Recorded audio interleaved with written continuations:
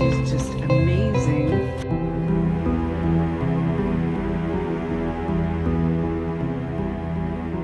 Welcome to The Great Reboot. I'm Tori Ryden. 2020 will most certainly go down as one of the world's saddest, grief-filled years, at least in recent history. The COVID-19 pandemic has claimed so many lives, altering families, young and old. It's also altering the way we process grief. In an interview with NPR, Betty Halverson, a woman from Connecticut who lost her sister very suddenly in March, and her mother 50 days later, said, "It comes over me and kind of abates a little and then comes over again. I have a feeling that once things settle down, if they do, that it's going to really prolong the grief process, this isolation and the virus situation." Our guest, Ann Lynch Harris, is the executive director of the Center for Grieving Children. It is a physical center where people go to for so many different resources. And I want to welcome you to The Great Reboot because I love the work you do. I have for decades. And again, welcome. Thanks for being here and sharing your story. Thank you. Thank you. So I love there are a couple of quotes that you have on your website for the Center for Grieving Children. So the physical center where families find hope and love, and hope starts in little sparks. I think that says so much for what you were doing. The center itself, we'll get into the history in a little while, but I know it's been in place, not in a different location, but in Portland, Maine since 1987, and helping just so many scores and scores of kids and their families. So what started all of this was a gentleman who lost, I believe it was his sister, and was worried about his niece.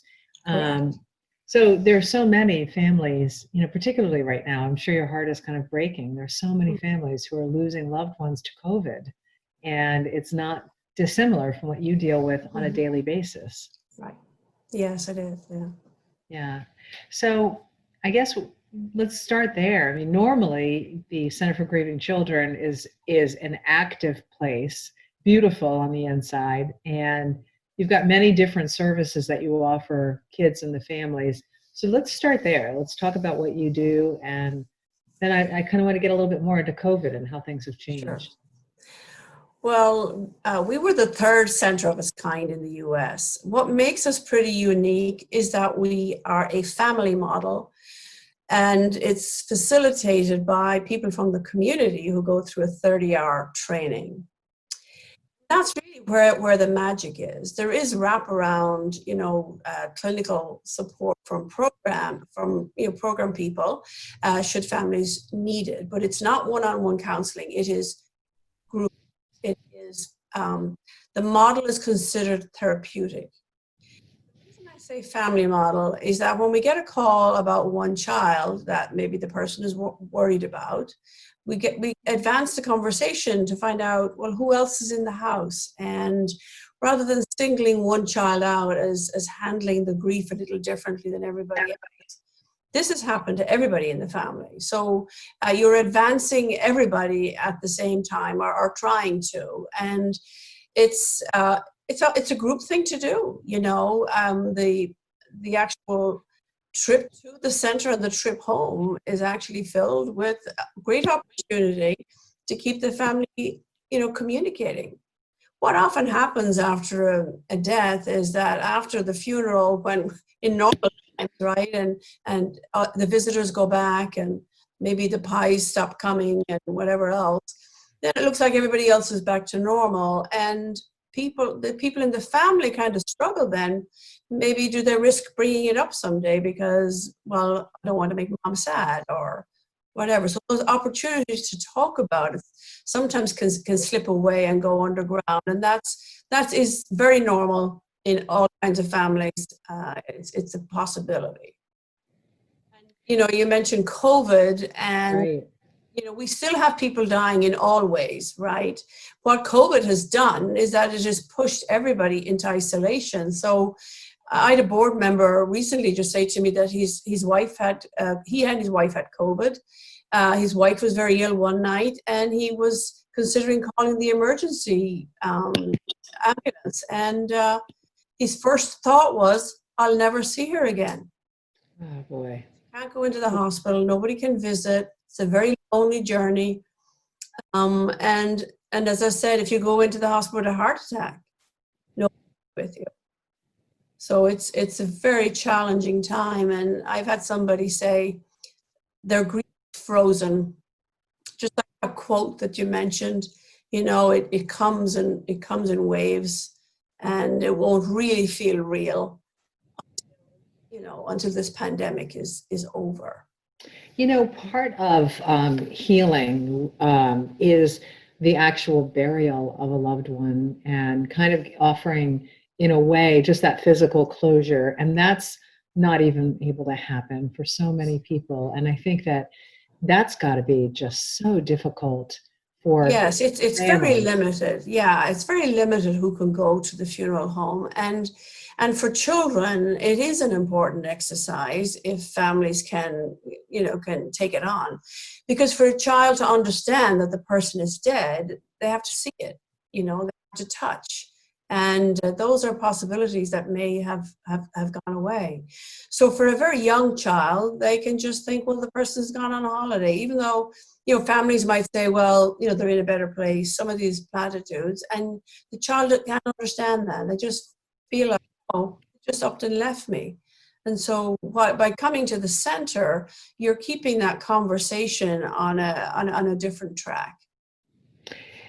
So I guess my question is, because so many of your services are in person, and again, the center is also for people who are going through, you know, if there is cancer in the family, and because that's very frightening, and there's so much grief, and kids have to learn how to process that as well. Right. I mean, hopefully the parent or guardian survives that, you know, those illnesses.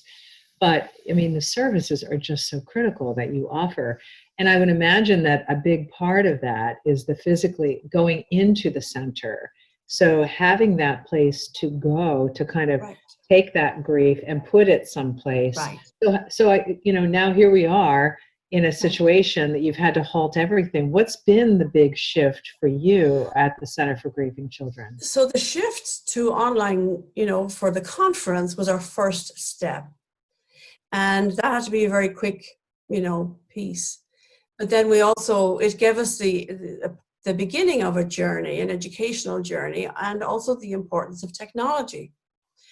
I'd been planning for a number of years that we'd have, you know, an emergency plan, but never thought it would be for this. And so part of the plan was that we would work towards every staff person having a laptop. So with that, then we started to look at how we could do groups. And we are part of a national alliance for grieving children. So I was on weekly calls with people from other parts of the country. And we were on a very quick learning curve, and we got Zoom, HIPAA compliant. And we had to start with the facilitators, the volunteers. Would they be willing, and would they be frightened by this Zoom IT part of the whole piece? And they were absolutely amazing. So we trained the facilitators. And then we were able to say to the families, we're ready to start. But there was a lot involved in that early shift, because families had to be on board, you had to have new releases. It was quite complicated.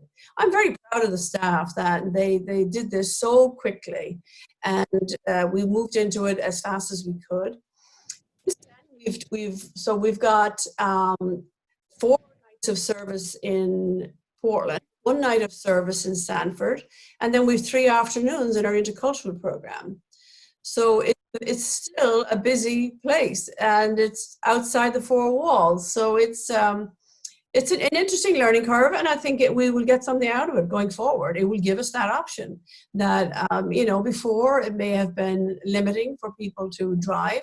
So we might consider having an online option as well as the physical.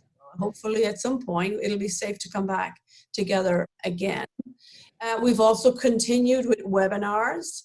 So the offer it out to the community, so that, you know, we've had one on adverse childhood experiences, one on the challenges of grieving an opioid or a suicide loss, that, you know, the stigma that goes with that.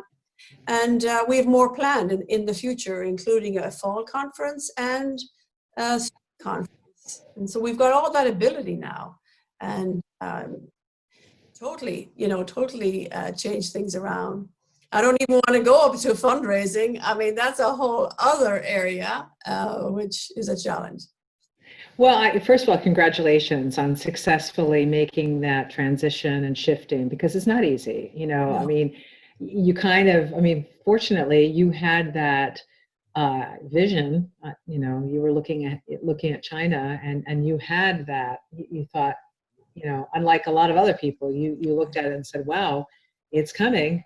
Mhm. And so that's great.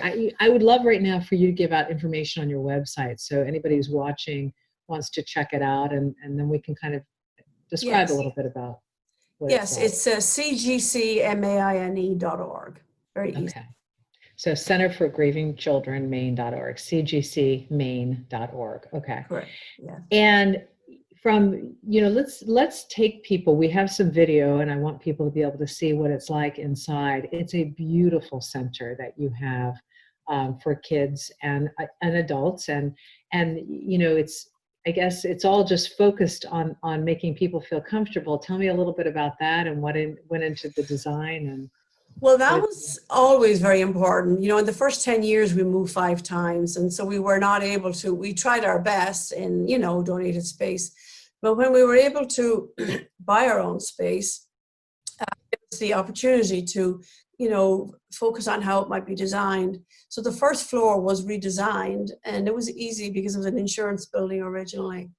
What we wanted to do was to create a feeling of home. So all of the rooms are in that, have a comfy kind of feeling to them, because, you know, home has changed so much. And so, you know, you just feel so tender.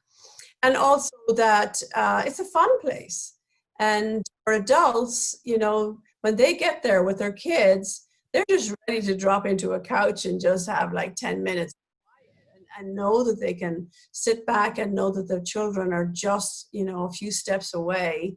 And that is a wonderful feeling that they have time to process for themselves how they're doing. And they'll also hear, you know, they'll hear what other people's stories are. Now, that's the part that would be different, is the fact that you are going to hear other people's stories. That is very sad. Well, it is sad, but it makes you aware that you are not alone.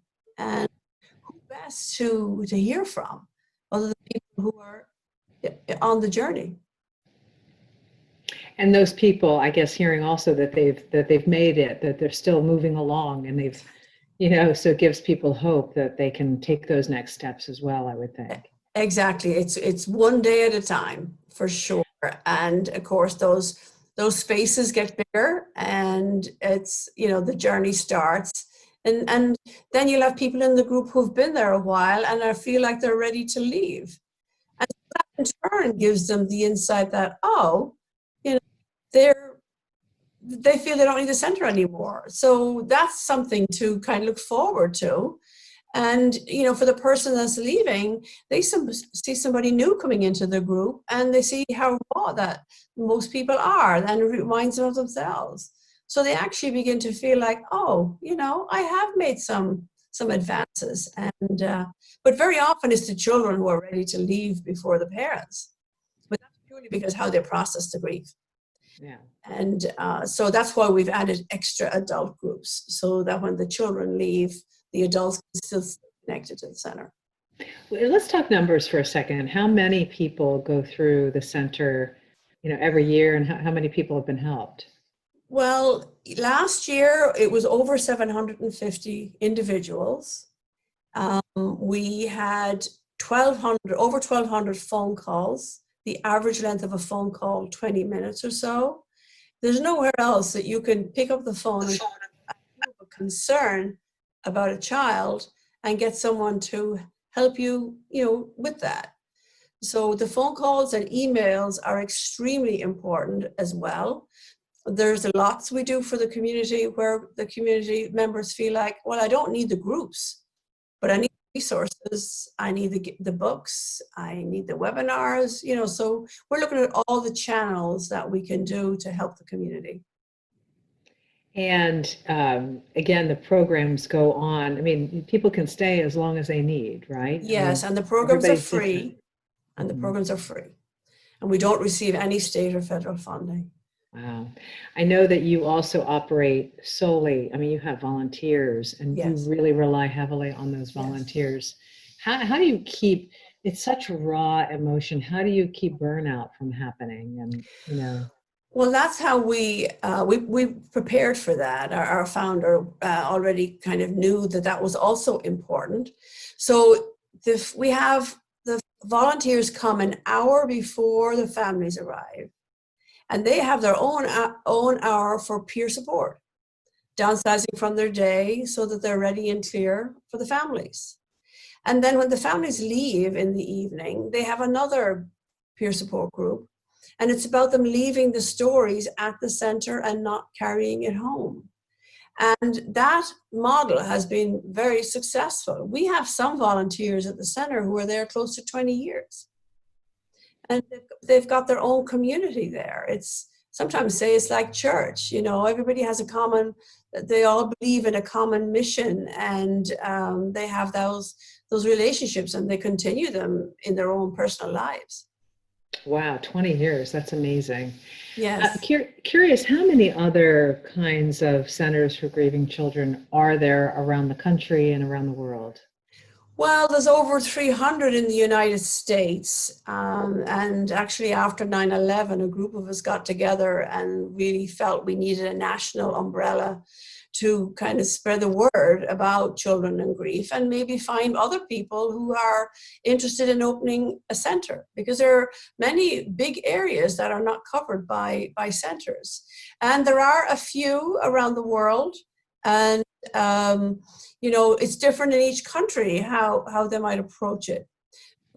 But we have such a volunteerism feel from our people here. It's such a loving community, and you know, people say, "Well, I want to give back," and then when they're here a while, they'll say, "I'm getting far more out of this than I'm giving," because it keeps you grounded. You know, your everyday life, your home life could be, you know, and this makes it real. Well, what's really important? You know, should I get upset about that? Because I see families struggling, and they say, well, you know, that's their reality, you know, and so they feel good about it. And so that over 29,000 hours last year at the center, and that was all areas of volunteers, because we also need volunteers for our events. And we've got a board of 25. So we have a lot of volunteers. Now, we may not take care of the rest of them as well, although this coming while, the board members will really need to nurture them, because I think anybody who wants to be a board member right now at a very challenging time for a nonprofit. So, but great leadership, they provide great leadership. You had mentioned earlier about intercultural and multicultural. You have people who are coming to the center who, you know, arrived in Maine from other countries. Some are asylum seekers Right. and refugees who left because they were worried for their lives. And Yes. those children have seen so much and experienced so much. And I guess I'm wondering, you know, you then add COVID, that layer of fear to that. Are you seeing kind of an uptick in working with kids who come to you already with a previous emotional injury or physical injury of grief? Yes, the refugees and asylum seekers who seek, you know, out the U.S. as a safe haven, and Portland is a relocation site. There are over 5 of them in the U.S. that are linked to, you know, the federal system, and with Maine, we get them from all over, and it's become, you know, I've created that program 20 years ago. We find it hard to believe that we had this diversity here in Portland at that time. And the reason we created a special program is because these children have had a different experience than children in the United States. So they've seen death, they've seen war, they've left some of their family behind them, and they come to a new country, and it's very fearful. We're already fearful for them to escape. And maybe in the middle of all that, they had to travel through a couple of countries on foot, spend time in a refugee camp, which is horrible. When they come to us, they're ready and steady into school. And again, another challenge for the children.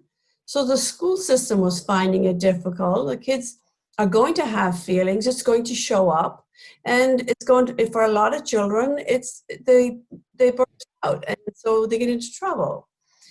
Not unique to the intercultural program. That's all children. But with the intercultural program, they have other aspects to their journey, grief journey, that's a little different. And so, but all these children are from all different cultures. So one of the things we had to do in adapting our training was that, to adapt to the cultures that we were serving.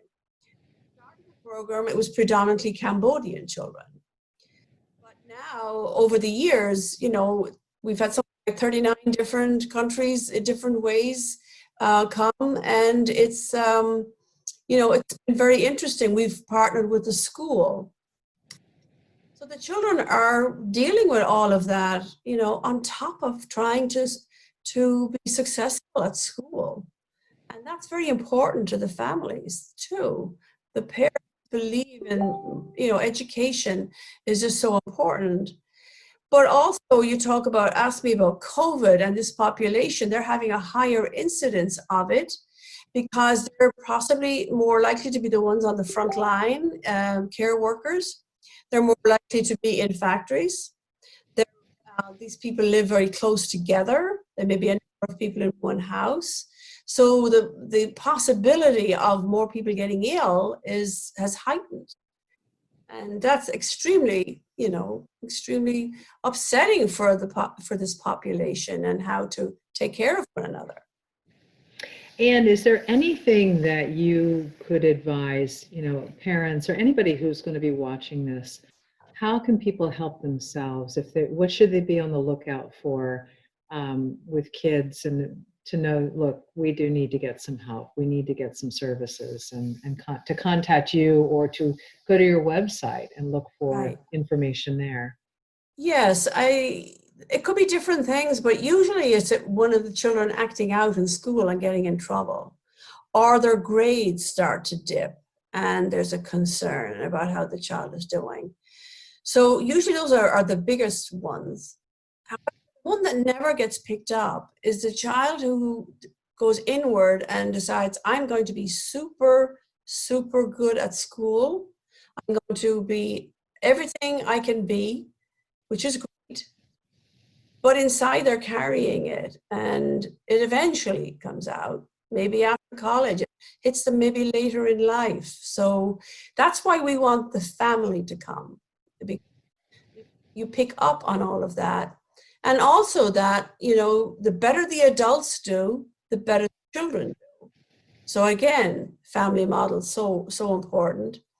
When we started this center, in 87, there was nothing, surveys or any sort of clinical backup for calling it adverse childhood experiences. So I often refer to it as, we all have a backpack. It's packed with different feelings, and it's packed with different experiences. So when a child walks through our door, they may have more than one. We know there's one. It's either an illness, but they have more. They could have been a divorce already. It could have been, trauma that happened at home, domestic violence. They could be, involved with DHHS. There's so many things that can be in that backpack. And so by coming to the center, they're starting to maybe release some of that. And one of the fun places we have, which is very difficult to do right now online, is we have a room called the Volcano Room, and actually in Sanford, the children call it the Weather Room. And it's a room where you can go in and be safe. It's all padded, and you can have release some of that physical, what you're carrying physically in your body as well. So when you say that, it's padded, so you could throw yourself against the wall and not worry about getting hurt, or you could hit on the wall and Exactly. get a little aggression out, I would say. Exactly. I have a pillow fight. But you do that. There's usually two facilitators in that room, and two children go in at a time. They self-select to go in. It's not a timeout room or anything like that. It's a place to go and have fun, and they work one-on-one with the adult. Wow. Well, Anne, I hope that things are able to kind of shift back at some point, but it sounds like it may be a little bit of both when you finally get back up and running fully. Exactly. And, there is a concern about how we survive, fiscally. And that's a whole other journey. And we're preparing for that as well. Can people learn, they might be watching and they might Yes. feel I so mean, we're inclined. trying to do some, virtual events and adapting that way to keep people involved. Just before COVID came in, we had just had our gala, which had over 700 people signed up. It was one of the worst snowstorms that night. 670 people showed up.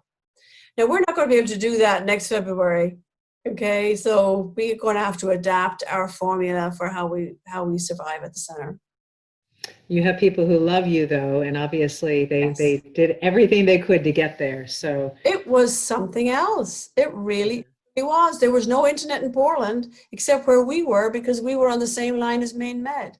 So somebody was watching out for us. Absolutely. yeah, no kidding. Well, let's hope that somebody continues to watch out for you I for the know. rest of all of this. Exactly. Yeah. Yes. Well, Anne Harris, the executive director of the Center for Grieving Children, I can't thank you enough for everything that you do and have done for how many years have you been there? I've been at the center since 92 in different Yeah, forms. Yes. Yeah. that's a Been around the while. block a couple of times. Well, I admire you greatly. I always have. And I just want to thank you so much for being here on the Great Reboot and sharing your shift with us. Yeah, and it's a wonderful opportunity. Thank you so much, and to everybody who's listening. Take care, everybody.